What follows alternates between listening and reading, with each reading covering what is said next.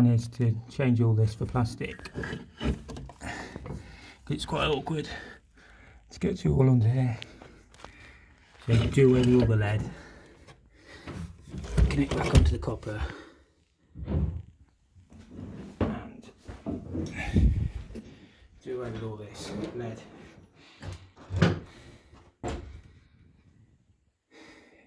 So yeah, just cut it all out, if it's leaking, and put it all back with new.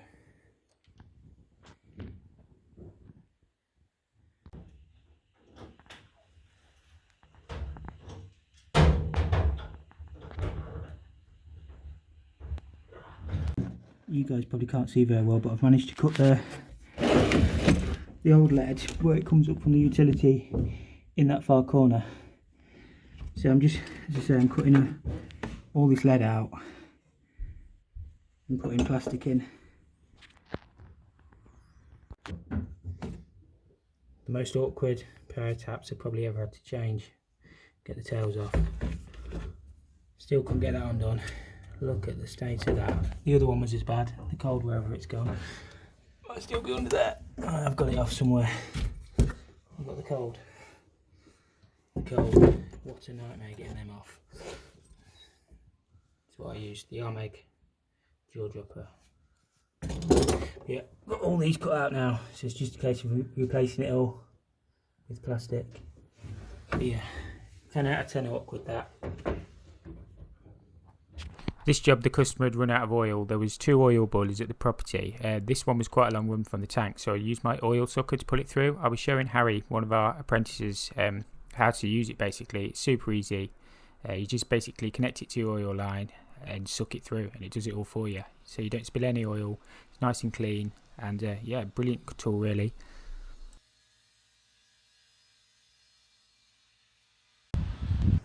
Just give it a little bit more.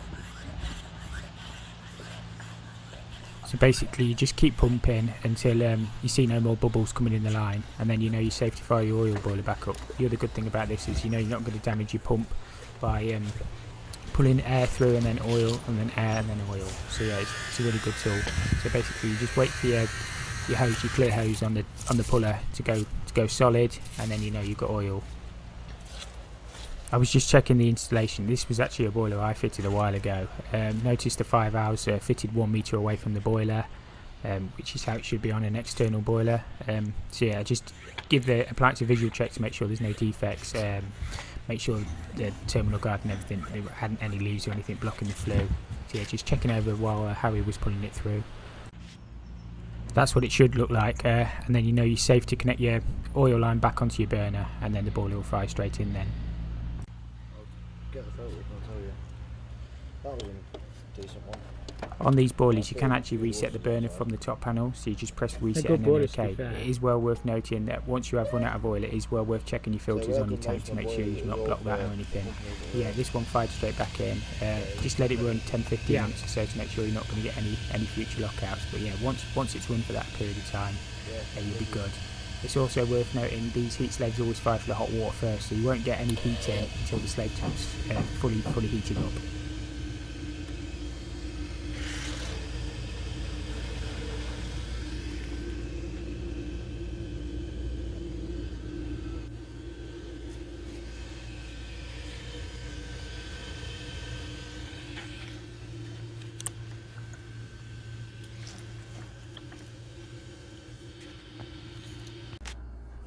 This is the other way of bleeding the oil line, just to bleed it through on the burner.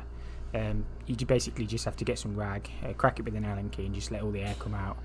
The only thing we're doing it this way, sometimes the burner will then go back to lockout because you haven't got all the air out. But yeah, there's 2 different ways of doing it. Obviously the oil sucker's a lot better, but you can do it this way as well. Both ways work.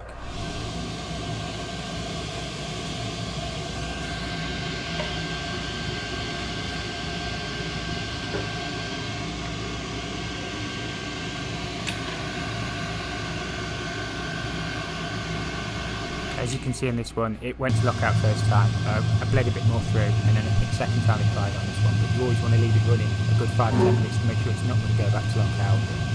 You don't want to call back to say, oh, the burner stopped firing again. You obviously know what it's going to be. So yeah, just let it run. You should be fine.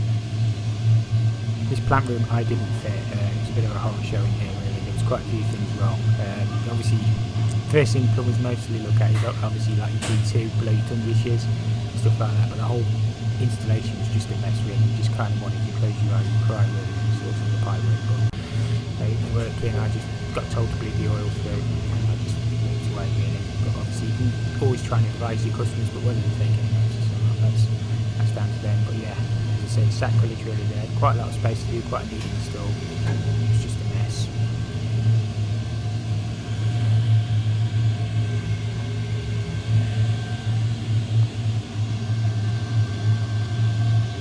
Just thought I'd show you a cylinder I'm currently working on. I've not had a lot of time on this job, to be fair. I've just been super stressed and super busy at work. But yeah, I thought I'd show you the difference between the pipe that you've just seen and the one I'm currently installing. Obviously, in my opinion, I think mine's a lot better. Obviously, everything's a lot more accessible, even though I've got less room. So yeah, it's just all about planning your pipe work out, really. I just thought I'd show you the difference.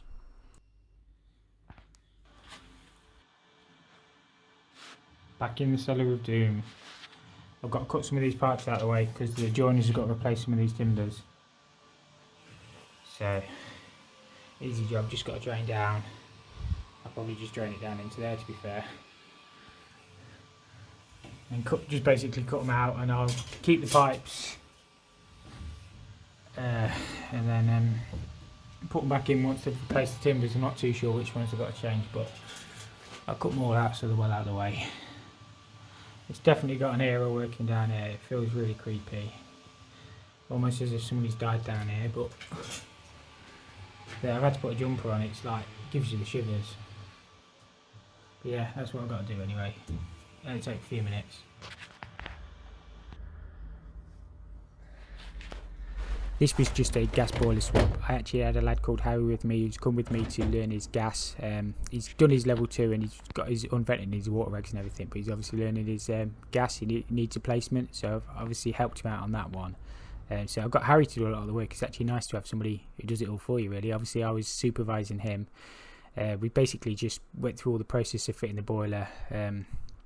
Yeah, so it was a nice easy day for me, and obviously hopefully he learnt something. We got plenty of pictures for him as well, so it's always nice to help somebody out. Always remember to take your bungs out outside. It's horrible when you get water all over the customer's kitchen floor.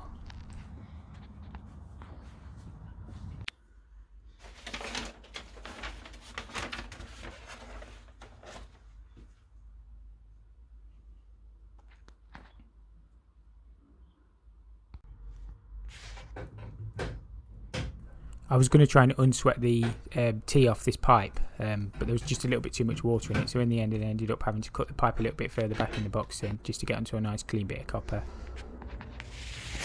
So the gas pipe was actually sleeved, and unusually for most installations it's actually had non-setting putty on the inside as well, which is always the correct way of doing your gas pipe. So it should be puttied on the inside but left open on the outside.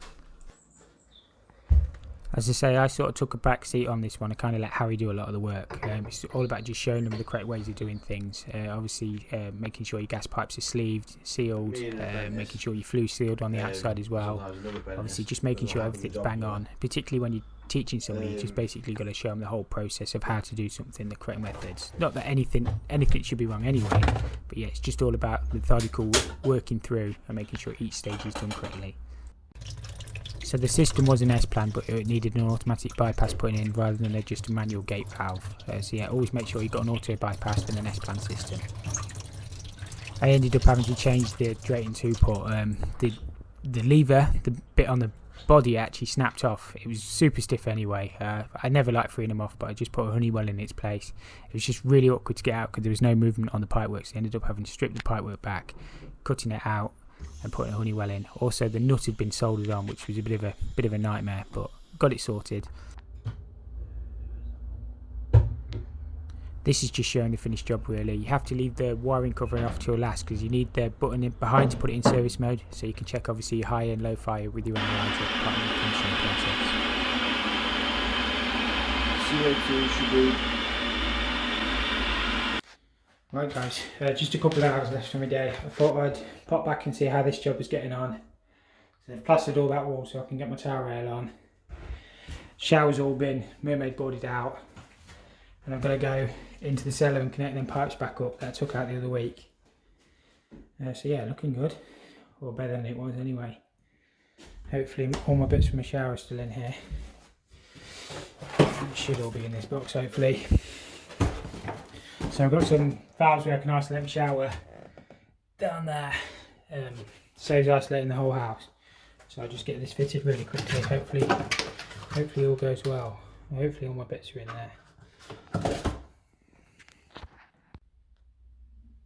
Obviously when you're putting these together, follow your manufacturer's instructions. Nobody knows how to do everything. So that trim piece goes on there. Obviously you cut your blue bit back to the right depth. This seal pushes on. That's a really tight fit. And obviously your screws go in here. And now imagine your chrome bit will go on last. So yeah, just follow your instructions, work through it carefully, and you can't normally go too far wrong.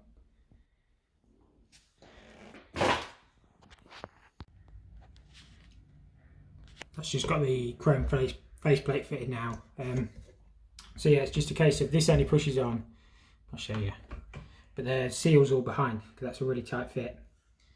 So it doesn't say you need to use any sort of sealant or anything like this behind. So hopefully no water can get behind there. But we'll let it test it all anyway. That's all fitted. It went on nice and easily. I've just got the riser rail to do now. Obviously the shower screen, I need to get that yet. Just look at this wall up. You don't get that in new properties. You have to blend all that in. Because obviously that wall's so far out. Obviously I've got to put my towel rail on there yet.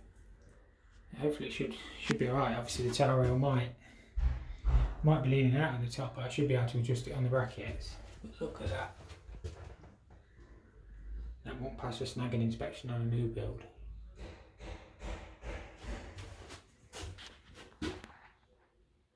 Somebody was asking about check valves the other day. So most showers nowadays come with integral check valves, but always check with manufacturer's instructions to make sure it does comply with current water regulations. So yeah, this shower's fine, so there's no need to put single check valves on the inlets. But yeah, it's a good point somebody made, so I just thought I'd clear that one up. With these wall plate elbow things, I normally put these on with a little bit of silicone, but this has got a piece missing at the bottom, obviously to let any water out. It gets behind, so obviously I'm going to put some Loctite on these threads, and that should, try and do this one-handed, should just screw straight into my back plate behind. So I'll Loctite that up, and then that'll go in there, and then the riser rail I'll probably put in the middle. But yeah, it's all looking good. And obviously before I fit the screen, I'll silicone around the tray. No need to do up these because these are all silicone behind here anyway. So yeah, I'll get this done, and then it should be good. So a bit of Loctite on there, get that screwed in, get the riser rail on. So I use Loctite 55 on these. So I'm not going to bother with any silicone because, as I say, that's designed to drip out. So that should just screw straight in there now. Hopefully, try and do this left-handed and one-handed. So I say if you get your first fix right, your second fix is a doddle. That's what the finished job looks like. Just got to put the hose through the RAS ring so you don't hit the tray. But I leave it off until I've got it all clean out. But apart from that, looking good. Just got the screen to do, so I've got that to pick up yet because I didn't realise there were mermaid boards in here. And then yeah, sealed up, and I'm going to do this tower next, and then go down in the basement.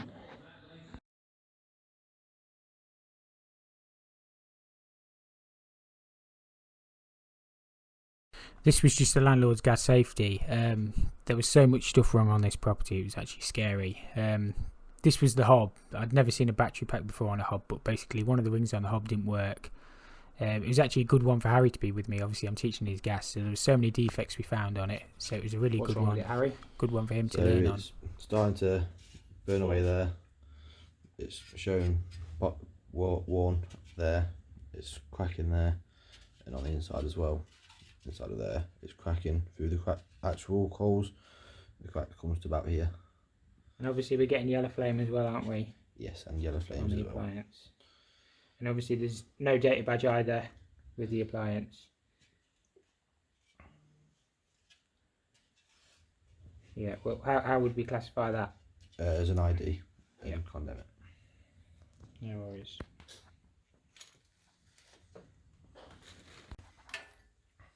Is it not igniting by itself either? No. Well, I think that's because the case is not on it.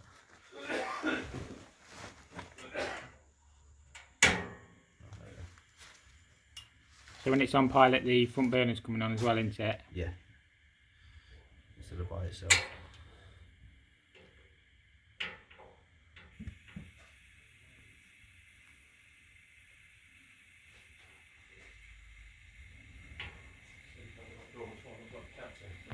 You can see the yellow flames. Yeah. That one, it's not. Keep it a nice greenish flame. Yellow all the way across.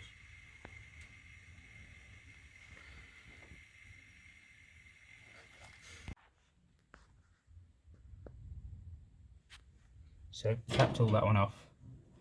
Do another tightness test as well, but that one can't be turned back on.